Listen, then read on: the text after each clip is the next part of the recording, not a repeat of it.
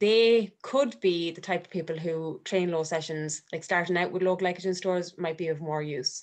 Since they're not riding long enough to actually deplete them. Literally just don't have the time. What about, is there an asterisk there if someone has another long ride the next day or a hard session, so that they would you say, hey, maybe that's not the day to do that because you're going to need the carbs and energy to do the following ride, so don't deplete them, or still deplete them, but just makes you eat enough carbs at night? Because I've even looked like, how long does it take to replace glycogen stores? And I obviously there's going to be an individual aspect to that at some point, but like the data online is not consistent. It's like 12 hours, 48 hours. I think one's at 72. I'm like, that does not seem right. What's your So thought? yeah, no, 24 hours is probably, it is generally between 24 and 48 hours, right? For Okay. glycogen stores to return to pre-exercise levels. Okay. However, that's if you're eating a normal diet. Okay. Mm. So as cyclists, in that post-exercise window, all that glycogen replenishment, all those pathways are upregulated to the max. So you need to capitalize in that post-exercise window. And it could take about 3 or 4 hours if you do it quick enough. But if you refuel, by the data is like between 1 and 1.2 grams per kilo of body weight per hour after that session, up to 3 hours, but maybe even longer if the session was super long or super hard. And you refuel with that amount of carbohydrate, obviously the fast release carbohydrate, so they can go straight into the muscle.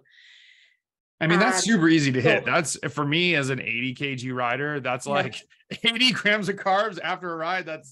I'm shattering that. But yeah, no, and it is super easy. Like you have your say for example, I don't mind saying this, right? So my go-to is Cocoa Pops, right? So I have I'm 60 kilos, so I'll have a 60, no, don't really. I'll have about a 50-gram bowl of that. And then I'll have the rice and bagel or rice and something else, and that's that 2 hour window taken care of. And then if I have another hour and I still feel like I needed it because the session was so hard, then I'll have another like energy ball or something like that. However, the problem is that people wait too long.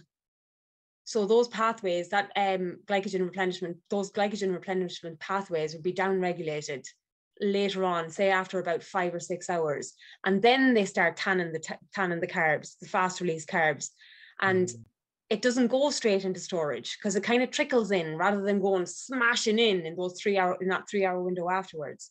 So it's trickling in, and then anything that can't get into storage, into glycogen storage, just gets converted into body fat, and that's how you see weight gain.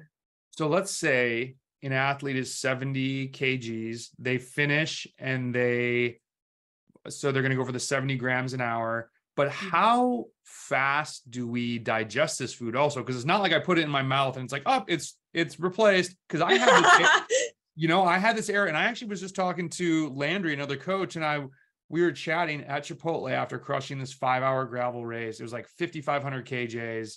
No, maybe it was a 6-hour race. Do we hit 6,000? It was a lot of kJs. And we're like crushing Chipotle. I'm like, here's a question though.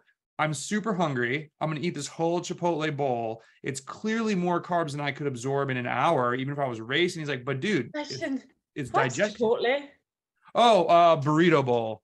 Rice. Okay, got you. Rice, tortilla shell. Oh my God, you guys don't have Chipotle? I never even thought about that. I thought you were talking about the little sausages. Aren't they called Chipotle sausages? No, those are, Chipotle's a pepper. So right, okay. This is interesting. Okay.